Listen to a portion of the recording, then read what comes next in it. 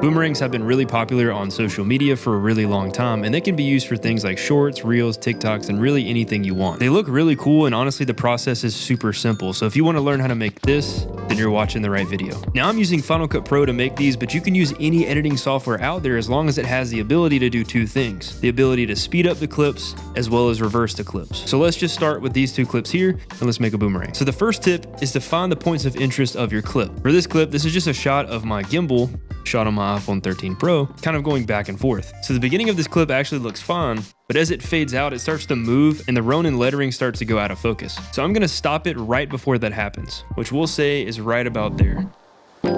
Now most boomerangs are really fast, so if you want to do that, the next step is to speed up the clip. So I'm gonna click on the clip and I'm gonna speed it up to around 350%. But the next step is this: click on the clip, you copy, then you paste it. You see how it's kind of jittery? Just wait till that next step. You take the clip, and in Final Cut Pro, you have to make this a compound clip, and then you reverse it, and you have a boomerang. So to get a really good idea of what it looks like, what I like to do is copy and paste the two clips, the original clip, and then the reverse clip. You're gonna copy them and paste them a couple times to see what the boomerang looks like. And there you go, that's a boomerang. Let's move on to this next clip. So this is actually shot with my iPhone 13 Pro as well, and that just goes to show that pretty much any camera you have is good enough to make boomerangs. So let's find where we want the boomerang to start. As you can see in the beginning, it kind of loses focus and starts to shake. So I'm gonna start it right after that happens, right about there. Then I'm gonna end it right as the Ronin gets in focus and it goes to that full rotation. So right there before it starts to shake.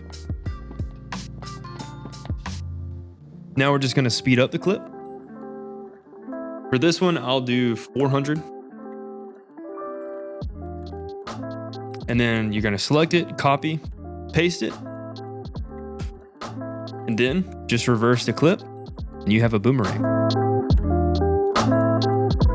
Now, if you don't want the clip to just be super fast, back and forth, and you kind of want it to ease into it, this is where the art of speed ramping comes into play. And if you haven't seen my speed ramp video, definitely check it out. It's right up there. Speed ramping boomerangs is generally useful whenever there's a shot that takes a long time to get to the beginning and the end. For example, this shot of my drone going over the Charleston Bridge, as you can see, it slowly starts to go over and around the bridge, and then to the other side where it reveals the cables of the bridge. But instead of just speeding it up like we did before, where it goes in and out super fast, I want the audience to see the bridge first and kind of see where we're at. And then I want them to see the other side as well and to see what the cables look like. It kind of gives them time to really see what they're looking at. So I will find my starting point, which is right here as it starts to kind of rotate around the bridge. I'll go forward a couple frames.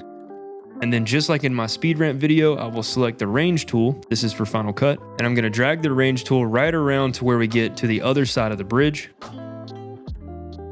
Right about there. And then I'm gonna speed it up. And for this one, we're gonna have to do a lot. And I'm thinking 2,500%. I might speed it up just a little bit more. Around, let's say 3,000%. Perfect. But just like in my speed ramp video, we're gonna adjust these little things right here to adjust kind of the ease of the speed ramp. Okay, so now I'm gonna adjust the beginning and the end again to where the beginning and the end are a little bit shorter, but they still allow you to see what's going on, and then they gradually go in and out of the speed ramp. Perfect, so just like before, you take the clip, you copy it, you paste it, and then you reverse it.